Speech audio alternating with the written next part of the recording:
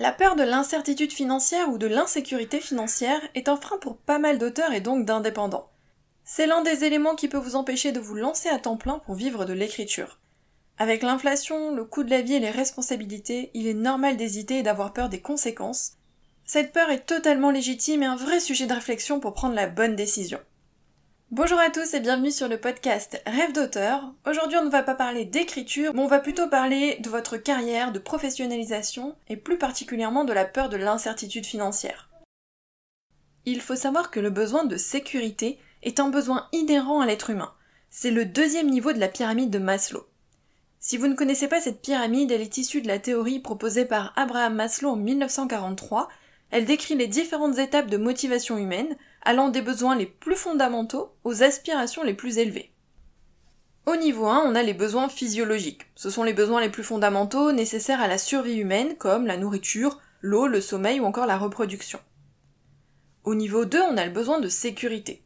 On cherche à satisfaire des besoins de sécurité qui incluent la sécurité physique, comme la protection contre les dangers ou les maladies, la sécurité économique, donc avoir un emploi stable ou des revenus réguliers, et la sécurité en matière de santé. Troisième niveau, les besoins d'appartenance et d'amour. Ici, c'est le désir d'interaction sociale, de relations affectueuses, d'acceptation et d'un sentiment d'appartenance à un groupe, que ce soit au niveau familial, amical ou dans une communauté. Quatrième niveau, les besoins d'estime. Dans ce niveau, on inclut le respect de soi, donc la confiance en soi ou les compétences, et la reconnaissance et le respect des autres. Cinquième niveau, ce sont les besoins de réalisation de soi. On est au sommet de la pyramide, on veut réaliser son plein potentiel et s'accomplir en tant que personne. Donc ça inclut la créativité, la spontanéité, la résolution de problèmes et la recherche de la croissance personnelle. Abraham Maslow a ultérieurement ajouté un sixième niveau, ce sont les besoins de transcendance. Ça va au-delà de la réalisation de soi et ça inclut la recherche de quelque chose de plus grand que soi, comme l'altruisme, la spiritualité ou encore la quête de sens. En principe, chaque niveau de la pyramide doit être satisfait, dans une certaine mesure, avant que les besoins du niveau supérieur deviennent une source d'intérêt. Mais dans la réalité, les besoins peuvent se substituer aux autres en fonction des situations. Bref, je ne vais pas développer parce que ce n'est pas le sujet du jour, sachez juste que le besoin de sécurité fait partie des besoins fondamentaux de l'être humain, et la sécurité financière en fait partie. Donc en clair, l'incertitude financière, c'est le fait de ne pas savoir si on aura des revenus suffisamment stables pour couvrir nos besoins. Contrairement à un salarié ou un fonctionnaire qui a un salaire fixe, déterminé à l'avance, l'auteur ne sait pas combien il va toucher chaque mois. Donc un entrepreneur peut augmenter ses revenus, prendre des missions supplémentaires, proposer plus de prestations. Pour l'auteur, ça dépend pas totalement de lui. Alors bien sûr, il peut publier plus de livres, essayer de faire des salons, diversifier ses revenus. Donc il y a toujours cette incertitude, il ne sait jamais vraiment combien il va toucher. Alors comment se manifeste la peur de l'incertitude financière ? Comme toute peur, elle peut revêtir des aspects physiques, psychologiques, sociaux ou encore comportementaux. Ce qu'il faut comprendre, c'est que cette peur, elle peut intervenir avant de se lancer dans un projet, ce qui nous fait souvent procrastiner, repousser la prise de décision ou même abandonner l'idée. Mais elle peut aussi intervenir une fois qu'on est déjà lancé. Et c'est à ce moment-là que peuvent se manifester les différents symptômes comme le stress, la pression, l'anxiété, l'irritabilité, les insomnies ou des difficultés à dormir, une perte d'appétit, une fatigue chronique, voire même un burn-out. Comment on fait pour dominer cette peur ? Qu'est-ce qu'on peut mettre en œuvre pour tenter de la contrer, pour mettre toutes les chances de son côté, pour voir aboutir son projet et vivre une carrière plus sereine, avec un peu moins de stress ? Premier élément, c'est de faire le bilan de sa situation. Ça, je vous le dis très souvent, on fait d'abord le point, on fait un bilan. De quel budget avez-vous besoin chaque mois ? Combien vous rapportent vos livres ? Quelles sont les dépenses incompressibles, par exemple le prix immobilier, la nourriture, etc. Voyez si, en l'état actuel des choses, c'est possible ou non de vous lancer en indépendant. Est-ce que vous pouvez vivre de l'écriture ? Est-ce que vous pouvez vivre de votre plume ? Et au-delà de ça, quel est vraiment votre budget ? De combien vous allez avoir besoin concrètement chaque mois pour vivre sans stress, c'est-à-dire savoir que ce montant-là, ça va vous permettre de couvrir tous vos besoins indispensables. Deuxième étape, c'est de voir ce que vous pourriez changer pour améliorer votre situation. Est-ce que vous pouvez réduire des dépenses ? Est-ce que vous pouvez augmenter vos revenus ? Est-ce que vous pouvez prendre un temps partiel à côté ? Qu'est-ce que vous pouvez mettre en place pour que ce soit réalisable ? Là, on ouvre vraiment les possibilités en se disant comment je peux faire pour réduire mes besoins financiers, comment je peux faire pour réduire mes dépenses, ou alors comment je peux faire pour augmenter mes revenus. Pour le moment, c'est juste noter plein d'idées et voir ce qui pourrait éventuellement vous aider.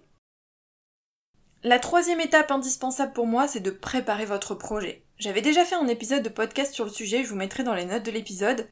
Pour moi, on ne se lance pas sans préparer son projet, surtout si on a des dépenses et des responsabilités. Un jeune adulte qui vit chez ses parents ou que les parents aident financièrement n'aura pas les mêmes responsabilités et difficultés qu'un père de famille par exemple avec un prêt immobilier et 2 enfants. Donc c'est totalement propre à chaque situation, propre à chaque personne. Donc 2 personnes n'auront pas du tout les mêmes besoins, n'auront pas du tout les mêmes possibilités, n'auront pas du tout les mêmes obligations. Préparer son projet, au-delà de se poser les bonnes questions et de faire le point, c'est aussi de mettre de l'argent de côté. Ce sont les économies qui vont vous permettre de moins stresser, de ne pas vous focaliser sur l'argent et de vivre l'aventure de l'indépendance plus sereinement. En fait, c'est un filet de sécurité pour les mois creux, pour les au cas où. Donc moi, et c'est mon avis personnel, je vous conseille de ne pas vous lancer si vous n'avez pas des économies. De ne pas vous lancer à temps plein en indépendance si vous n'avez pas un filet de sécurité. Au-delà du fait que ça va vous rattraper si jamais vous avez des mois creux, c'est aussi largement faire baisser son anxiété parce que on est moins focalisé sur les résultats, on est moins focalisé sur l'argent, et à partir du moment où on commence à stresser à cause de ça, on peut bloquer sa créativité et finalement ne plus écrire. Donc c'est un cercle vicieux. Mon 4e conseil, c'est de dépenser malin. J'en ai déjà parlé dans la newsletter et dans l'épisode 151 du podcast, mais une fois lancé, qu'on ait un emploi ou non à côté, il faut gérer son budget, ne pas dépenser à tout va, sans stratégie et sans réflexion. C'est pas parce que vous dépensez beaucoup que vos livres vont mieux marcher. Soyez malin, dépensez ce qui est nécessaire, trouvez des astuces pour économiser dans les premiers temps. Le temps que votre entreprise soit bien rodée et que vous soyez en mesure d'avoir une trésorerie confortable. Donc au début, on dépense malin, on essaye de réfléchir à ce qui est indispensable, aux pans pour lesquels il faut dépenser, et aux pans qui peuvent un petit peu attendre ou pour lesquels on peut faire différemment. 5e conseil, si vous êtes déjà lancé, analysez vos revenus. Il peut y avoir des périodes où on vend moins dans l'année. Et quoi qu'on en pense, ce ne sont pas les mêmes périodes pour tous les auteurs. Donc quand on vous dit vous allez moins vendre en septembre parce que c'est la rentrée littéraire, pas forcément. Ça dépend si vous vendez davantage en e-book ou en brochet. Ça dépend si vous vendez sur plusieurs plateformes ou non. Ça dépend si vous êtes dans l'abonnement Kindle ou non. Ça dépend du genre de votre roman. Ça dépend de si vous faites des salons. Ça dépend si vous vendez des livres dédicacés sur votre boutique, etc., etc. Bref, analysez ces périodes et anticipez, soit en réduisant vos dépenses à cette période donnée, soit en économisant à l'avance pour combler ce manque à gagner, soit en prévoyant des revenus supplémentaires. 6e conseil, c'est la diversification des revenus. Vous pouvez essayer de diversifier vos sources de revenus en proposant d'autres activités, en lien ou non avec l'écriture. Que ce soit des prestations de services, des produits ou autres, vous pouvez également avoir un job complémentaire à temps partiel ou des missions dans l'année. Ça, c'est à vous de voir ce qui vous convient le mieux. Mais attention, petite mise en garde, avoir des sources de revenus complémentaires, ça peut vous permettre d'être moins angoissé. En revanche, vous risquez de vous éparpiller et de ne pas investir votre temps et votre énergie dans la bonne activité. Si vous vous investissez à 100% dans vos livres, vous aurez quand même plus de chances d'avoir des résultats que si vous vous éparpillez en jonglant entre diverses activités. C'est un choix, c'est à vous de voir si vous voulez vraiment vivre de vos livres à 100%, si ça vous tente bien de vivre de plusieurs activités, si vous vous sentez d'avoir plusieurs activités, parce que c'est aussi une énorme charge de travail. Donc ça aussi, c'est propre à chaque personne. On n'a pas tous les mêmes envies, on n'a pas tous les mêmes besoins, on n'a pas tous les mêmes capacités. Avoir plusieurs activités, c'est être polyvalent, c'est réussir à jongler, c'est avoir un emploi du temps quand même assez chargé, c'est essayer de ne pas procrastiner, de ne pas s'éparpiller, d'être organisé, bref, il y a plein de choses à prendre en compte. Ça, c'est à vous de voir. Il y a plein de façons de diversifier ses revenus, donc essayez de trouver peut-être la façon qui vous convient le mieux si jamais vous avez envie de diversifier. Dernier conseil, c'est de développer votre mindset, votre état d'esprit. Avoir les épaules solides, c'est un indispensable pour être à son compte. Il va donc falloir que vous travailliez sur vous pour être plus positif, pour rester concentré sur vos objectifs. Travailler, persévérer, vous accrocher, même quand c'est difficile. Il faut être en capacité d'apprendre, d'analyser ce qui marche ou non, de s'investir et bien sûr d'y croire, de croire en soi, de croire en ses romans. Dans le même ordre d'idées, et on en a longuement parlé en avril, il faut prendre soin de votre santé mentale et physique. C'est à condition de prendre soin de soi qu'on peut poursuivre l'aventure et garder le cap malgré toutes les tempêtes que vous allez traverser. Donc être indé, c'est être polyvalent et flexible, c'est super important. Il faut pouvoir s'adapter à toutes les situations, rebondir, être dans un état d'esprit d'apprentissage, de croissance et surtout pas d'échec.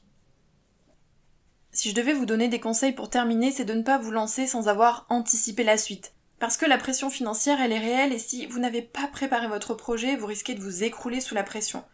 Le fait est, comme je vous l'ai dit tout à l'heure, qu'un auteur stressé, angoissé ou bloqué par le manque de sécurité financière peut briser en fait sa créativité. Il peut être totalement bloqué au point de ne plus écrire du tout. Et si vous n'écrivez plus, vous n'avez plus de gagne-pain. Donc prendre soin de soi, c'est assurer un avenir en fait à votre activité.